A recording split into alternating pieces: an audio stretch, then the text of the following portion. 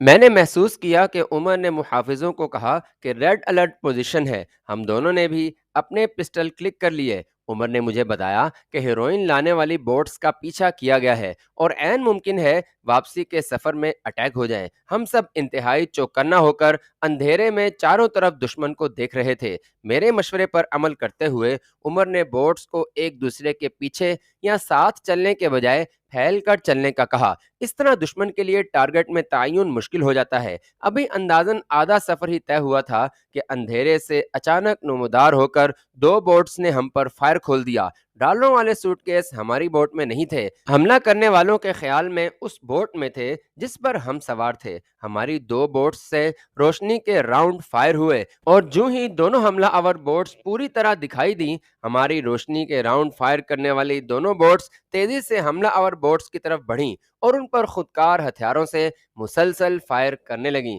حملہ آوروں کے لیے یہ کاؤنٹر اٹیک خلاف توقع تھا۔ راؤنڈز کی روشنی میں ہم نے دیکھا کہ ہماری بوٹس کے آدمی کھڑے ہو کر ان پر فائر کر رہے تھے اور حملہ آور بوٹ میں چھپ کر۔ ہمارے محافظ ماہر نشانچی تھے اور بے خوف بھی۔ حملہ آور دونوں بوٹس میں سے میں نے آدمیوں کو چیخ کر کھڑے ہوتے اور سمندر میں گرتے دیکھا۔ حملہ آوروں کے لیے یہی نقصان بہت کافی تھا۔ دونوں بوٹس تیزی سے گھومی اور اندھیرے میں گم ہو گئیں۔ ہماری بوٹس نے بھی فائر روک دیا اور ہم نے بھی اسی میں عافیت دیکھی کہ خاموشی سے بقیہ سفر طے کریں، کیونکہ فائر کی آواز سے کوسٹ گارڈ والے بھی چونک سکتے تھے۔ تھوڑی دیر میں ہم بخیر و عافیت کرابی کے ساحل پر پہنچ گئے۔ گاڑیاں ہماری منتظر تھیں۔ سوٹ کیس گاڑیوں میں منتقل کیے گئے۔ کرابی والے گھر پہنچ کر سوٹ کیس محفوظ کر لیے گئے اور عمر نے چین کا سانس لیا۔ اگلے روز واپس جانا تھا۔ چلنے سے پہلے میں نے عمر کو کہا کہ میرے خیال میں ہم پر حملہ محض اتفاقیہ نہیں تھا بلکہ پلانٹ تھا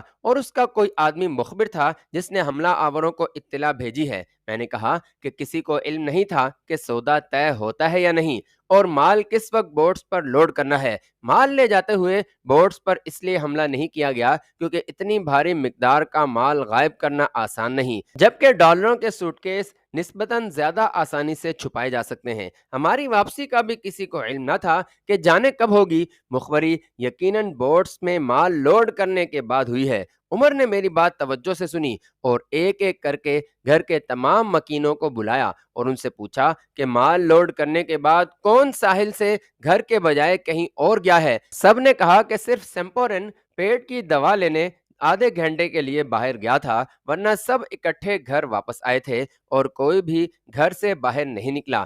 گاڑیوں کے ڈرائیور بھی تمام وقت اپنی گاڑیوں میں گھر کے سامنے یا ساحل پر موجود رہے۔ سمپورن سے پوچھا گیا تو اس نے دوا لانے والی کہانی سنائی۔ میں نے اس سے انگریزی میں پوچھا کہ تم کیمسٹ سے دوا لینے سے پہلے کس سے ملے تھے؟ وہ کون تھا؟ میں نے تو یہ سوال یوں ہی داغ دیا تھا، لیکن سمپورن گھبرا گیا اور ٹوٹی پھوٹی انگریزی میں لڑکھڑاتی زبان میں بولا، وہ تو ایک دوست تھا جو سرے راہ مل گیا تھا اور تم اس کے ساتھ کہاں گئے تھے؟ ہمیں سب علم ہے۔ یہ سن کر تو سمپورن کی حالت ناگفتبے ہو گئی۔ وہ مسلسل تھوک نگل رہا تھا، اس کے ہونٹ خشک ہو چکے تھے اور زبان ساتھ دینے سے قاصر تھی۔ وہ پیچھے ہٹتے ہوئے بولا، بتاتا ہوں، اور یک باری جیب سے پستول نکال لیا۔ اس کے ہاتھ کپ کپا رہے تھے۔ اس کے پسٹل نکالنے سے پہلے ہی میرا ہاتھ جیکٹ کی جیب میں جا چکا تھا جس میں کلک کیا ہوا پسٹل تھا۔ میں نے جیب کے اندر سے ہی اس کا اندازاً نشانہ لیتے ہوئے ٹریگر دبا دیا۔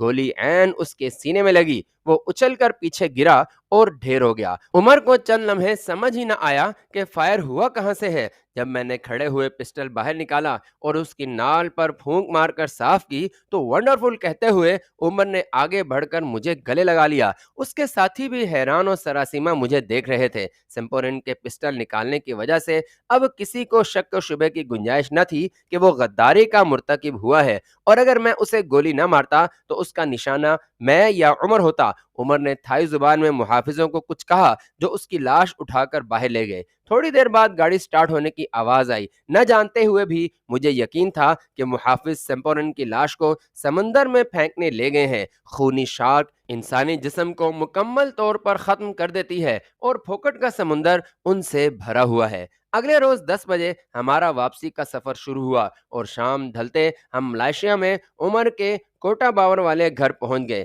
گھر کے ملازموں نے ڈالروں والے اور ہمارے ذاتی سوٹ کیس اٹھائے۔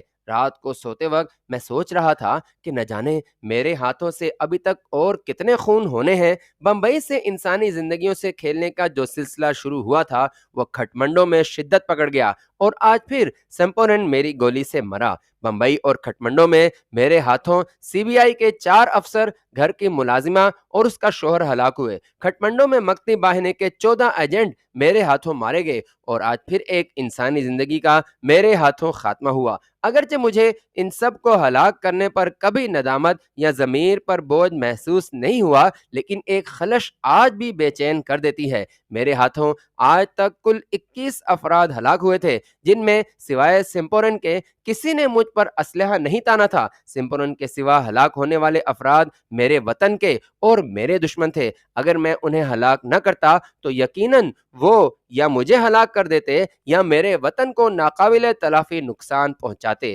لیکن یہ اگر کا لفظ مجھے پریشان کر دیتا تھا۔ آخر کس قانون کے تحت میں نے ان لوگوں کی زندگی ختم کی؟ کیا اگر یا دوسرے معنوں میں مکمل شک مجھے کسی کی زندگی لینے کا حق دیتا ہے؟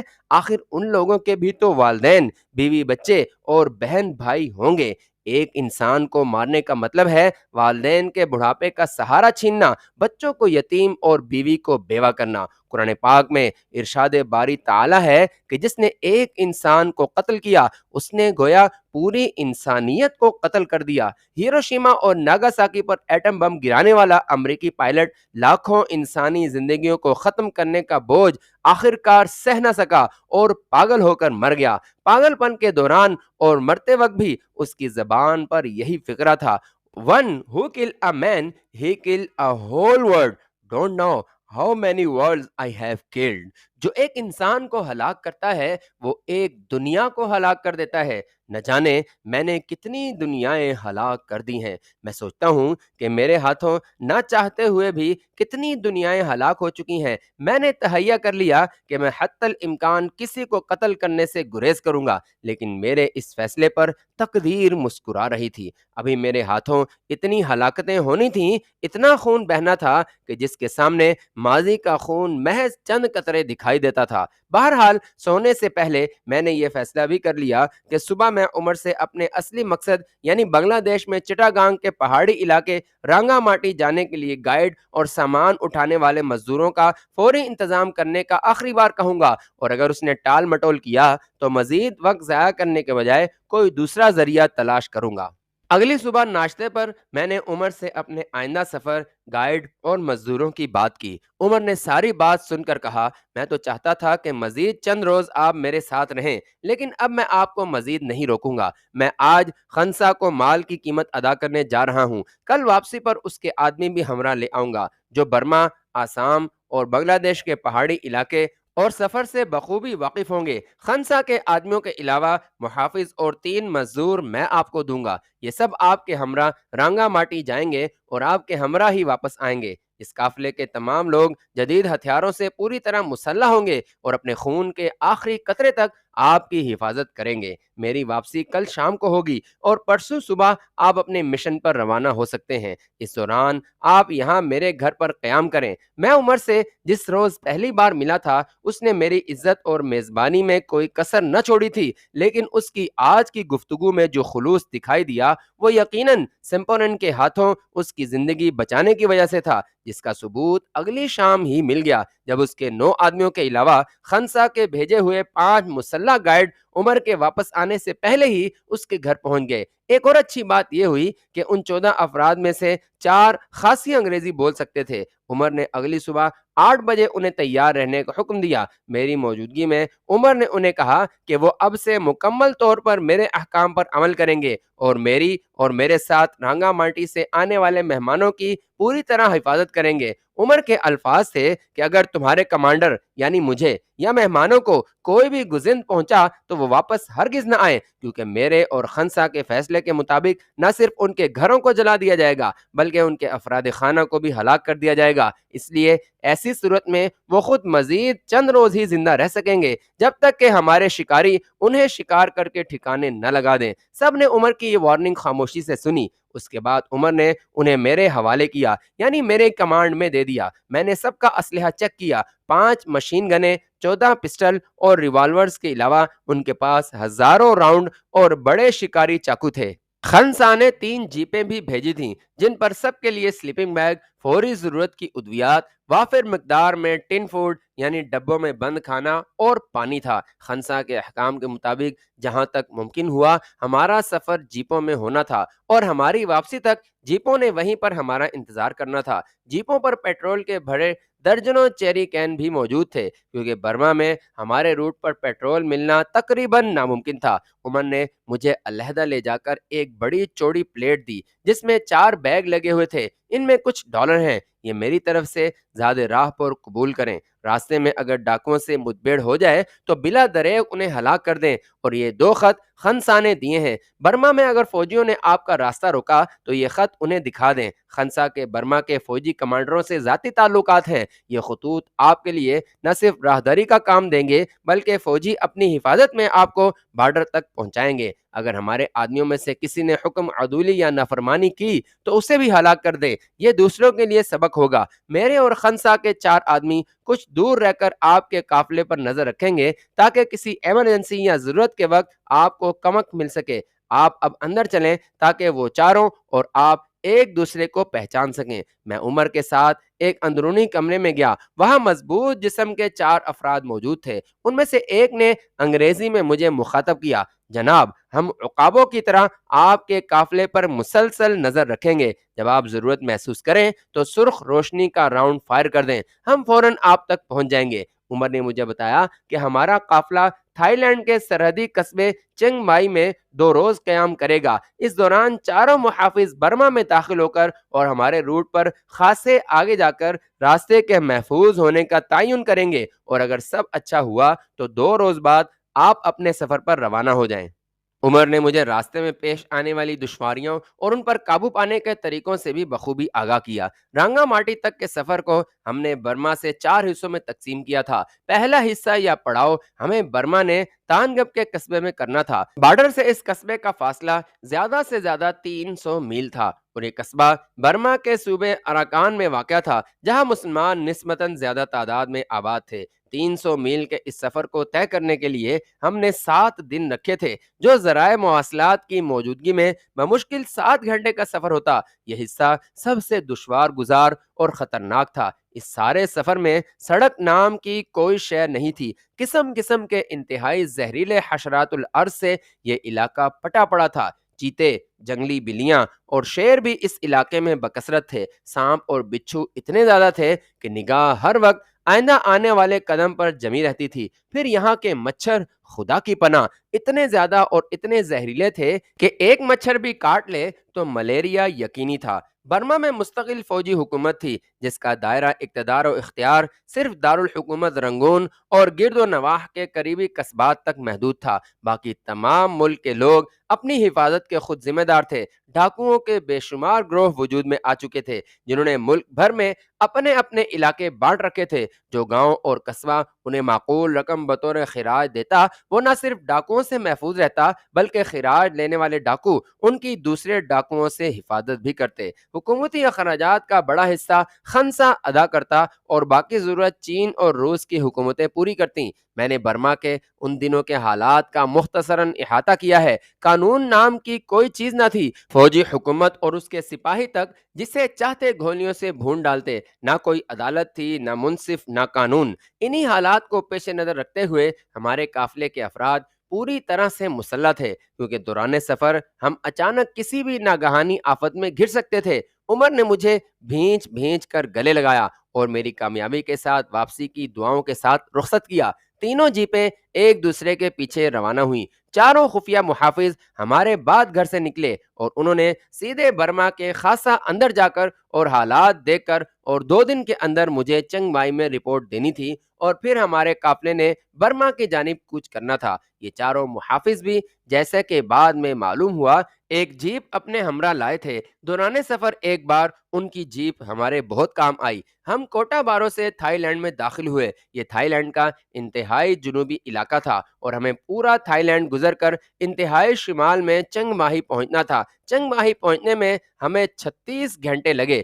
سفر تھا کہ الامان ختم ہونے کا نام ہی نہ لیتا تھا۔ جوں ہم شمال کی جانب بڑھتے گئے سردی بڑھتی گئی۔ پہاڑی سلسلہ شروع ہوا تو ایسے دل فریب قدرتی مناظر دیکھنے کو ملے کہ اللہ پاک کی صنائی پر جتنی بھی داد دی جائے کم تھی۔ بھرپور اور گھنے جنگلات، دریا، آبشاریں، ہاتھیوں کے غول، ایسے دل فریب مناظر کہ فطرت کے طلسم میں انسان کھو کر رہ جاتا ہے۔ ٹوکیو سے لے کر امریکہ تک آپ کسی بھی ملک کے بڑے شہروں میں جائیں، آپ کو سب میں ایک یکسانیت ملے گی۔ ہر جگہ وہی سر بفلک عمارتیں، کشادہ سڑکیں اور گاڑیوں کی ریل پیل۔ ان شہروں کا ہر شخص ہر وقت جلدی میں الجھا ہوا دکھائی دیتا ہے، جیسے اگر آج کا کام ختم نہ ہوا تو قیامت آ جائے گی۔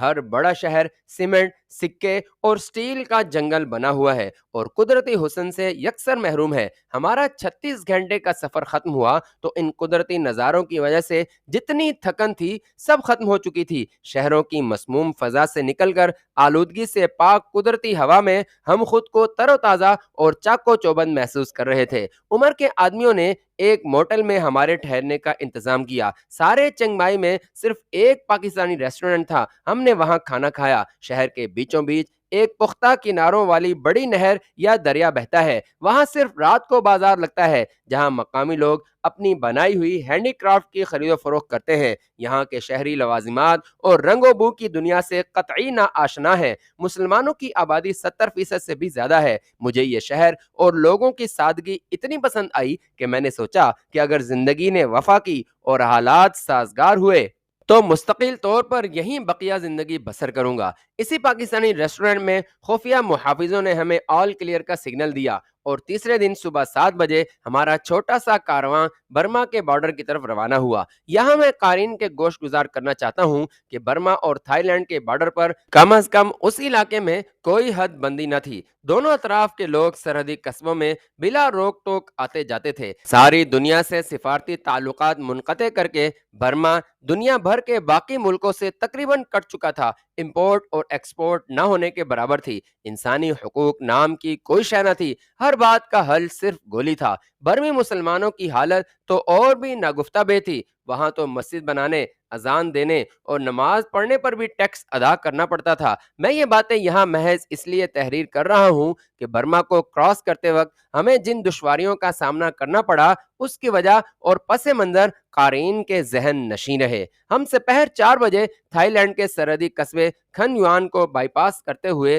برما میں داخل ہوئے۔ سڑک کی ناگفتہ بے حالت اور سورج غروب ہونے تک ہم بمشکل 40 میل کا سفر طے کر سکے۔ جیپوں کے انجن بے حد گرم ہو چکے تھے۔ اندھیرا چھانے کے باعث جنگلی درندوں کا بھی خطرہ تھا۔ بالآخر یہی فیصلہ ہوا کہ جہاں بھی ذرا سی کھلی جگہ مل جائے وہیں رات بھر کے لیے کیمپ لگا دیا جائے۔ جلد ہی ایک مناسب جگہ پر ہم نے گاڑیاں روک دیں۔ 6 آدمی فوراً ہی ٹہنیاں اکٹھی کرنے چل دیے۔ جنگلی جانوروں اور سانپوں وغیرہ سے بچنے کا واحد طریقہ یہ تھا کہ چاروں طرف آگ کا دائرہ بنا کر رات بھر آگ جلتی رکھی جائے۔ جب خاصی مقدار میں ٹہنیاں اکٹھی ہو گئیں تو ہم نے درمیان میں جگہ صاف کر کے چھوٹے ٹینٹ لگائے۔ کھانا کھانے کے بعد ٹہنیوں کو آگ دکھا دی اور میں نے 3 آدمیوں کی آگ کے دائرے کے باہر 3 گھنٹے کی ڈیوٹی لگا دی۔ ابھی ہم ان انتظامات میں مصروف تھے کہ سامنے سے گاڑی کے انجن کی آواز اور ہیڈ لائٹس کی جھلملاتی روشنی دکھائی دی۔ ہم سب نے اپنا اسلحہ نکال کر ہاتھوں میں لے لیا۔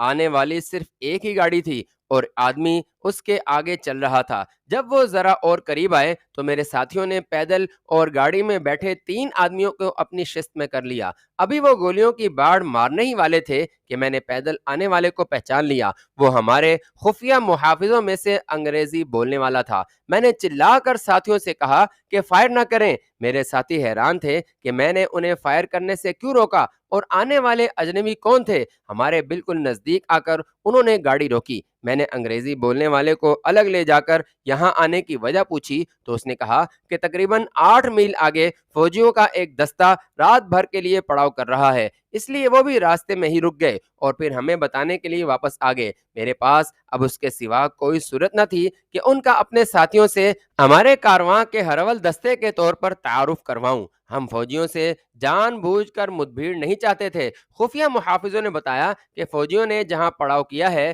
وہاں سے ایک سڑک اسکان چھاونی کو جاتی ہے، اس لیے بہتر یہی ہے کہ رات بھر یہاں قیام کر کے صبح واپس جا کر فوجی دستے کی روانگی کا انتظار کریں گے۔ اگر وہ اسکان کی جانب گئے تو ہم اپنا سفر جاری رکھیں گے، اور اگر انہوں نے ٹانگوں کا رخ کیا تو ہم پھر ان کی روانگی کے 24 گھنٹے بعد یہاں سے چلیں گے۔ ان کا ہماری جانب آنا بعید از قیاس تھا کیونکہ بارڈر کی طرف آنے کی انہیں کوئی ضرورت نہ تھی۔ محافظ ساتھیوں کے بقول اس فوجی دستے کے 3 ٹرک کھانے پینے کے سامان اور اسلحے سے بھرے ہوئے تھے۔ یہ سامان وہ یقیناً چھاونی میں ہی لے جا رہے تھے۔ ہمارے چاروں نئے ساتھیوں نے اپنی جیپ بھی آگ کے دائرے کے اندر کھڑی کر دی۔ مچھروں نے اب بھرپور یلغار کر دی تھی۔ ہر سو خاموشی میں گیدڑوں اور دوسرے چھوٹے جانوروں کی آوازیں بھی شامل ہو گئی تھیں۔